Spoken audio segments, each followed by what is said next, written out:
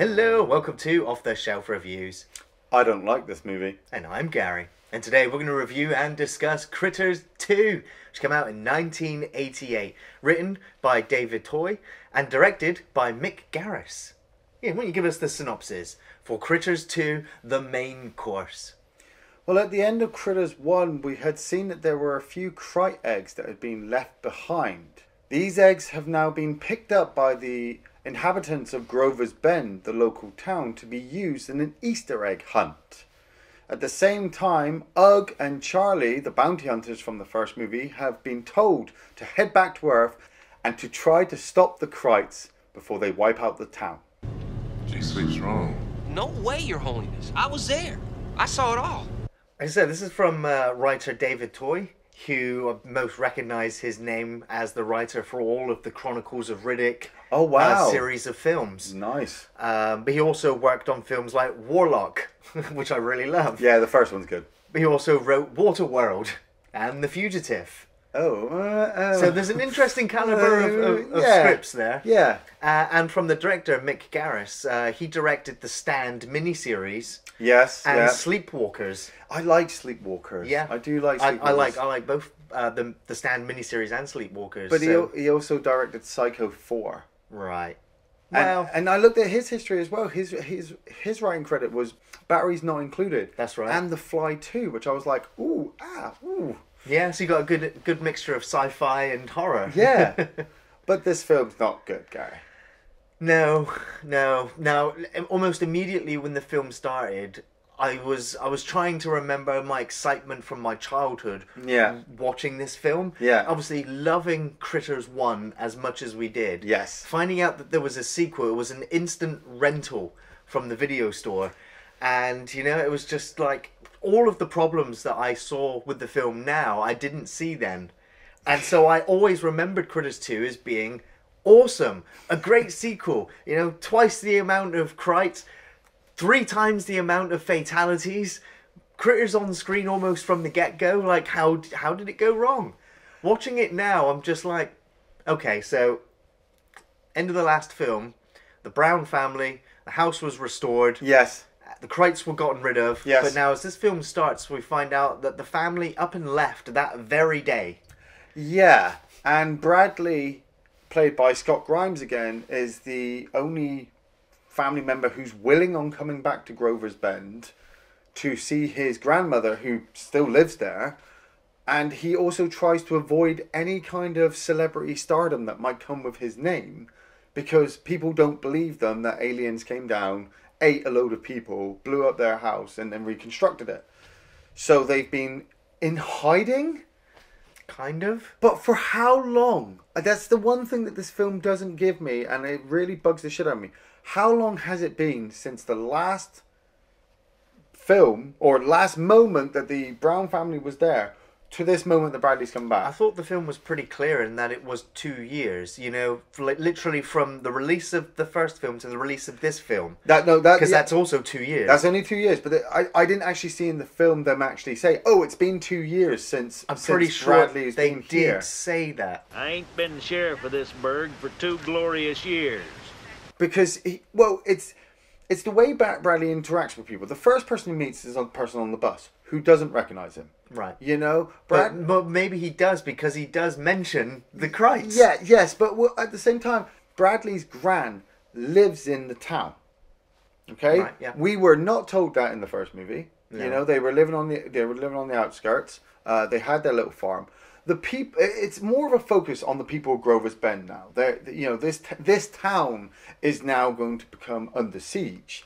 But it's like the local cop, Sheriff Harv from the first movie, who witnessed everything. I mean, fucking hell. He was thrown out of the front room window by, I believe, one of the bounty hunters.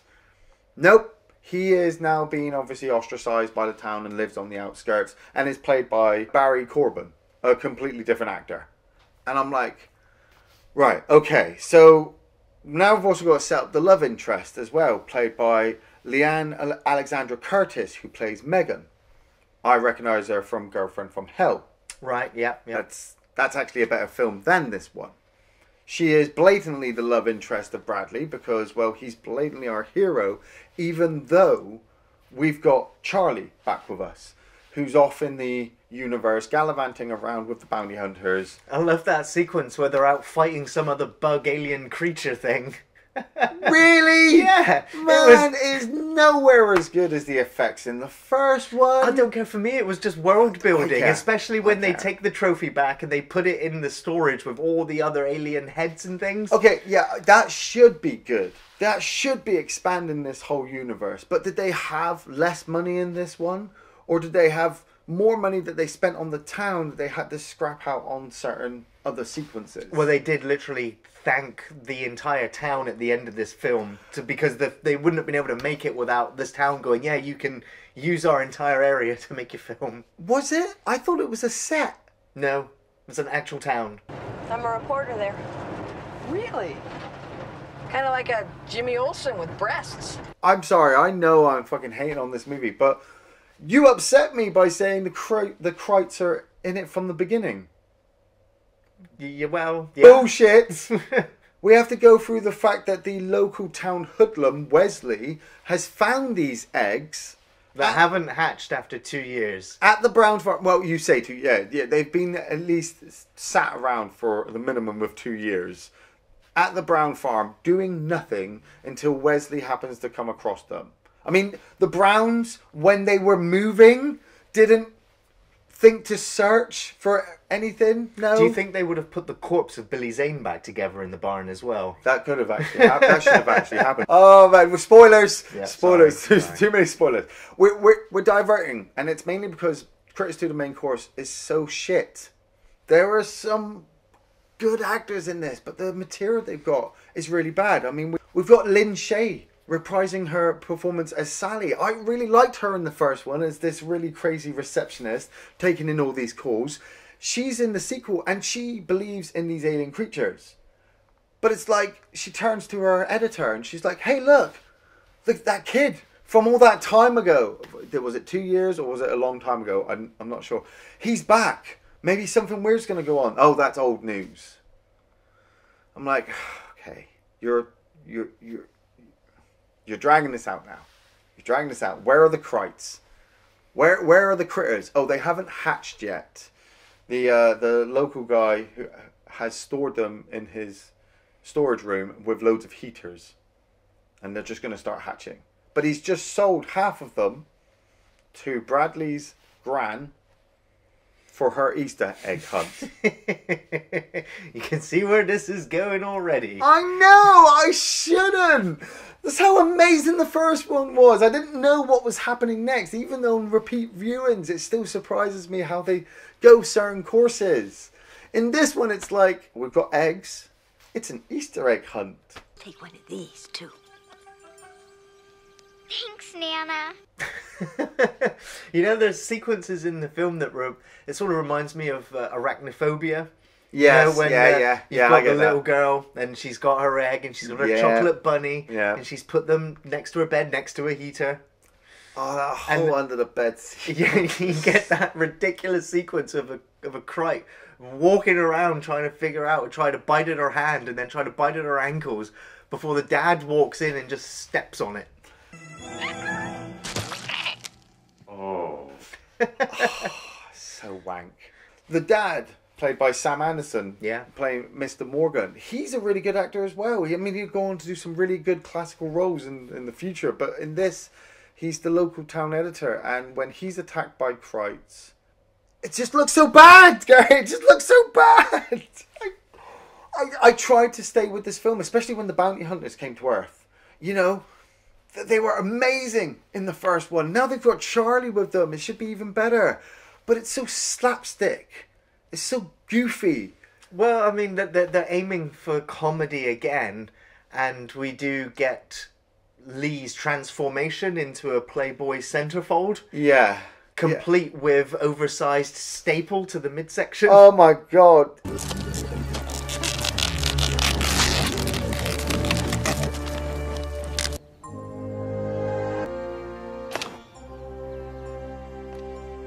Kill Krites.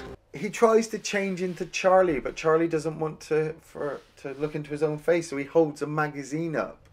And I'm like, okay, I suppose I understand that's how these things work. They can just see any images. He did that in the first movie when he was turning into Johnny Steele.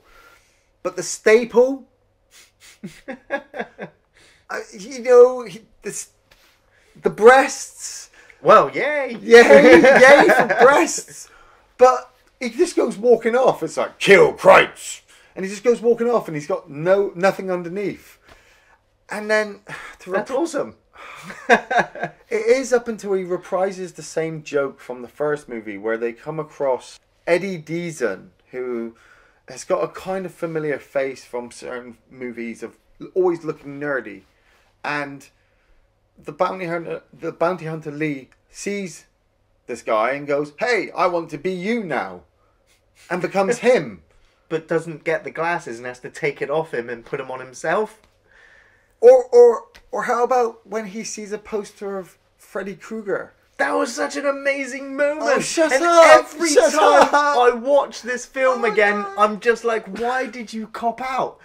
You should have made him become Freddy Krueger, at least for a minute. Okay, I will admit it would have been funny if Robert Englund as Freddy Krueger was dressed as a bounty hunter, but it was actually a bounty hunter, so Robert Englund's like, kill Kreitz. Yeah, that would have been amazing. It would have been it would have been amazing compared to what we actually got, because it's just shit, because he looks at Freddy Krueger and goes to change, and Charlie says no and shoves the porn magazine back in front of Lee's face, and Lee turns back into a...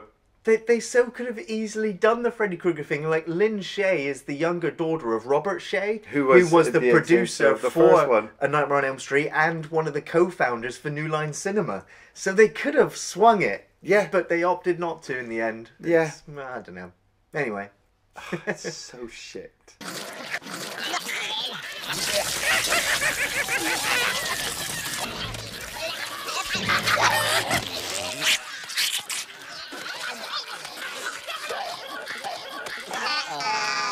It's so shit because it builds up to the Kreitz have all now escaped from their eggs, and there's loads of them.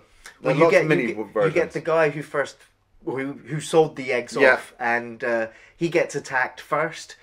You see him climb on top of the stool, and you see the Kreitz all climbing up the stool, nipping at it. Yeah. One of them takes a massive chunk out of his foot, and I was like, that's what I wanted to see a little bit more of, was actually bits being eaten instead of just big blood splats. But then they stand his body next to his door, so that when Bradley opens it up, I was trying to find excuses for the film as to how that could have happened, and the only thing I could think of is that the moment he fell down and the Kreitz all jumped on him, he got back up, ran for the door, then died at the door and fell through the door as Brad got there.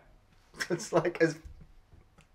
That's fucking stupid. It's fucking stupid. It's better than the Kreitz going, you know what, let's turn him into a puppet. It's better than what we've got, because it's... I really tried to stay with the film. I really did, but I've never liked Critters 2, the main chorus. When I found out that there was a sequel, I was excited about seeing it, like everyone else, and then when I watched it, it has nothing compared to the first one. It's just stupid slapstick moment, one after the other, where in the first one it had a nice balance of horror moments. Also, the Kreitz were quite individually funny. The Kreitz are funny in this sequel, and the effects on them look a lot better. But their interaction with the other actors is what ruins it, because the other actors aren't brilliant at what they're delivering. Like the sequence where the Kreitz are all inside the burger joint. For fuck's sake, you've just walked into a burger joint, and these creatures that weirdly are familiar to the creatures that are supposedly attacked a minimum of 2 years ago are now eating up this whole entire store and have allowed everybody else to escape, and now the bounty hunters are going in there and just blasting everything. And we get that one that falls in the deep fat fryer. You get the one that gets its hair shot off. And the screams that they make. I'm sorry, I love this sequence. It's not even close to the sequence from Gremlins where they're in the bar getting absolutely wrecked. It's nowhere near that. But it very much so is emulating it, and I love the comedy of these creatures. I love the sounds that they make. I love their dialogue. It's inaudible what they're it's audible what they're saying, but you can't make it out. But it's they're just It is stupid. It's- you know, I was with that sequence until they all just went, uh-oh. That put you off. Yeah. You got through the Easter Bunny sequence. Oh, yeah. You got through that, no problem. But them going, ow, is too much.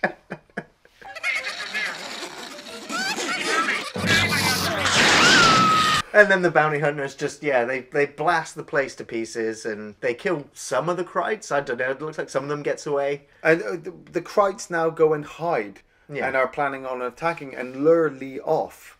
And Lee walks down an alleyway into a blatant fucking trap and then just gets eaten. Yeah, that's a shame. And you're like, right, okay, so Ugg sees the body of his partner and is so completely upset that he just loses his... Well, he resorts back to his original form. So now he's walking around with a complete blank face. And Brad is obviously trying to keep the town together because they need to fight these Krites or the whole town's going to be overridden. Charlie is obviously trying to help Brad as well. And they come up with the amazing idea of lining the inside of the local burger slaughterhouse factory. It's the headquarters for the Hungry Heifer, I think, in the area. Which is in the in the town. Getting all the Krites inside there with all the burgers, and then just blowing the whole place up. Kind of the standard for every monster movie. Blow it up. Just blow it up. But it's the fact that Ugg is the one that lures them all into the factory. Well, we don't know it's him. We do when he transforms back. Well, yeah. Right. I like, all the critters are just like, processed food or live meat, and they're like, we're going for the live meat, and the lead critter is just like, wait a minute, no bones. and it turns out that lead critter was Ugg, and then you're just like, how dumb are the Krites? They can't even tell. How dumb is this movie? that this guy can change his whole complete body. I know we've already seen it through Lee by her the body size and shape is always changing. Always changing, but it's like you could have completely avoided the whole scenario by just him changing into a big Krite at the beginning and rolling around the town saying, hey guys, come with me. Because there's points that will come up in the later series of movies that completely contradicts certain things that they were bringing up in the first two movies. And then we get to the giant ball of death.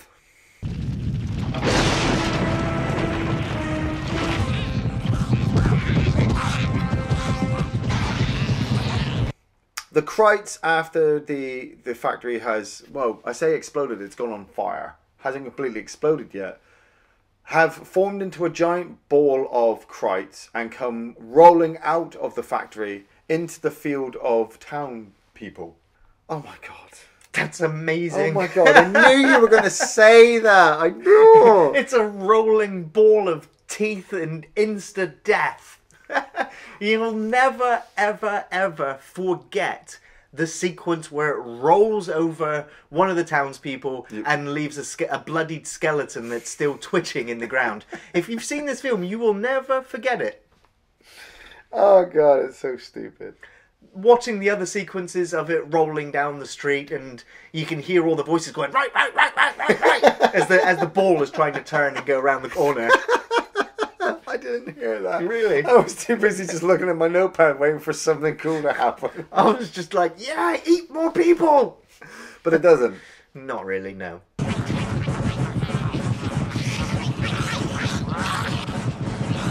Now, I like the effect when you can see all of the Krites' faces on the ball. Yeah, but yeah. for the wider shots, it's a different type of ball that you can see. It's just a fur ball rolling around, and it's not that scary, but my imagination paints a horrible picture with those.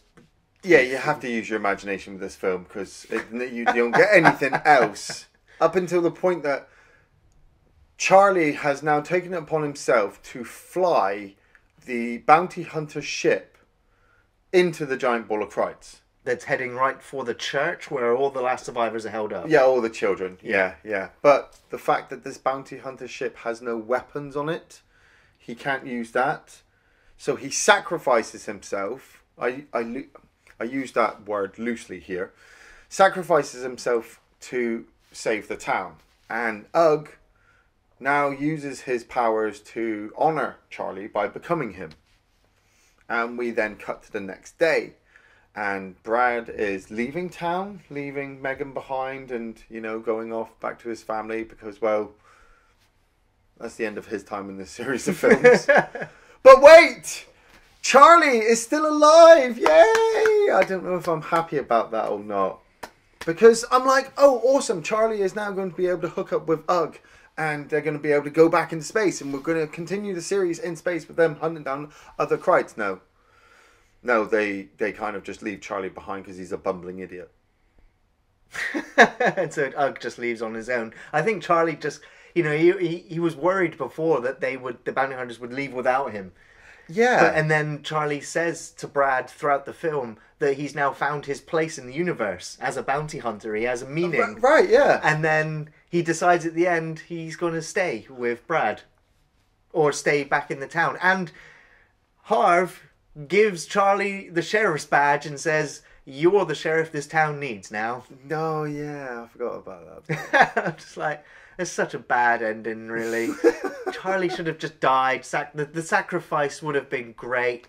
Bringing him back the next day, you know, still attached to his parachute, was just like, Oh, so bad.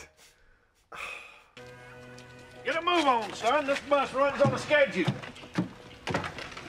So I've got perhaps two favourite sequences in the film, and the Krites in the Hungry Heifer. You know, if Power of the Night didn't get you in the first movie, Do not tarnish that film with hearing that goddamn Hungry Heifer advert over and over and over again. They played it on the credits. Yeah, I know. They play it. It's a credit song. It means you know what you're getting at the end of this video. But I love the sequence of all the Krites in the restaurant, just throwing shit everywhere. And just, you know, the Krites are having a good time. And when the Krites are having a good time, I'm having a good time. Now, one of the biggest complaints about the film is that 95% of all of the shots in the film of the Krites, they are literally, you can tell that there's a hand in a puppet and it's just behind something. There is always a barrier. There's always something for them just to appear over. Yeah. And it makes them look like cheap sock puppets in that regard. Oh, yeah. But I love the fact that they had a lot more electronic and puppeted critters for the close-ups, so you can see that the lips are moving to give the impression that they're eating, the eyes opening and closing, the different facial expressions that they can give. It brought some more character to it, like what they did with the later Gremlins films, where you had identifiable gremlins, so you knew what that personality type was of a particular type. I love the giant ball of Krites. You know, watching it roll around the town, it was stupid, but, you know, it was no more stupid than watching, you know, the conga line of Krites just rolling through the town. There are instances that I will give the film shit for, where, you know, we see the Krites rolling around and they jump at people, like in the first film when it jumps at Billy Zane in the midsection. Yeah, in this one we see the balls rolling around after them and he's got plenty of time to smack them away with a baseball bat. I know, it's you know, so weird. Those Krites should have just taken a bite out of that bat and then jumped him. Bloodbath. It should have just been a fucking half a town wiped out. Like 30 Days of Night, but with critters. Right, yeah. That's what we need for the new Critters film. Yeah. If they ever get to making one. But I also love the Harv character. You know, I love the fact that when they come to him for help and he's just like, the Krites are back in town? Fuck that. Yeah, I'm Gets leaving. in his car and he goes. And he's like, I'm not staying if the Krites are around. If you've got good sense, you'd do the same. But that's so that he can come back for his heroic sheriff moment with his pistols. Yep. Twin shooting from the hip. Bang, bang, bang, bang. And he saves Charlie and his new girlfriend. He didn't seem like that in the first movie. No. He was a bit of a bumbling fool himself who didn't really believe what was going on until he saw the giant critter. And of course, you know, the naked bounty hunter. Like, you know, 10-year-old me watching this film, it was just like, oh my God, I want to be a bounty hunter. What, so you could become a woman? No. Sorry. I want to go on wild adventures with this bounty hunter. Who could secretly be a man at any point. that they're genderless, I guess. I don't know. You've got no morals, have you? No. It's also a tragedy. The actress that played the part, she only ever appeared in a few other films in minor roles. Tango and Cash, she was topless in that one. Nice. I think she went topless in most of her films, actually. Yeah. But she died in her mid-30s in a car accident. So it's why she never really appeared again. Well, she looks amazing in this. Yes, she did. And she might only be my favourite moment in this film. And that's pushing it. I have no favourite moments for Critters 2. I really tried. You know, I've just watched the first one. I'm just going to chuck another favourite sequence in there then, just to override, because you've got none. Yeah. I love the sequence where, you know, Brad turns up at his nana's place and she's like, "You've been eating red meat, haven't you?" And she absolutely hates meat eaters. And then she gets attacked by the critters. No shit, Bradley! Damn me! You look that.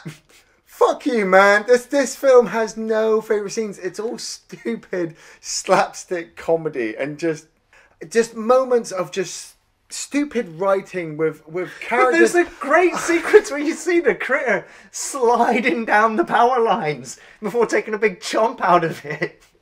It's not good. Compared to the first one where all the build-up of the characters being attacked, you know, I want to enjoy that. You're probably going to talk about the cop in the Easter Bunny suit. That's nowhere as good as the first one. You know, he stood around and he's running into the church like, "Ah!" No, I don't recommend Critters 2, the main course.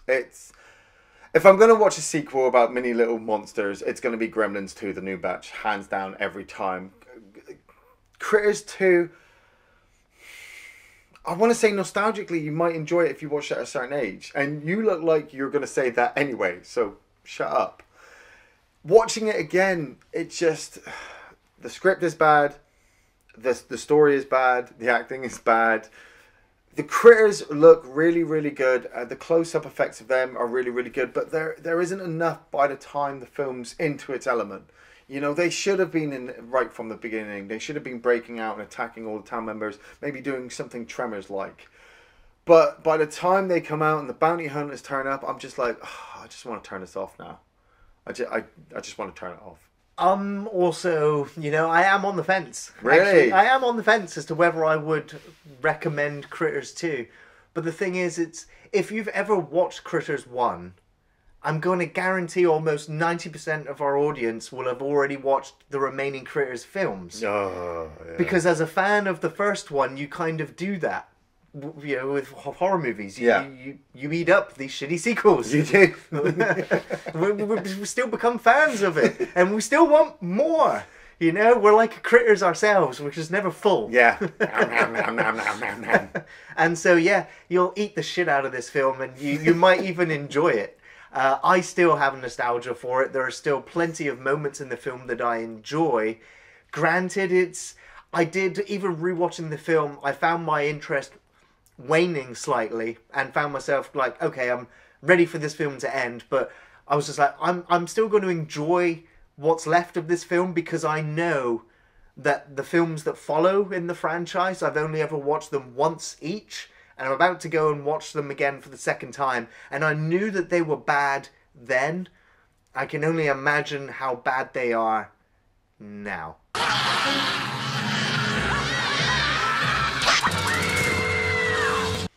Thanks for watching Off the Shelf Reviews. At the Hungry Heifer, we won't give you a bum steer. And don't you forget, all of your friendly Hungry Heifer restaurants throughout the Midwest are open on Easter Sunday. So after church, why don't you and your family stop in for a creamy moo shake? So after church, why don't you and your family stop in for a creamy moo shake? Kill Christ.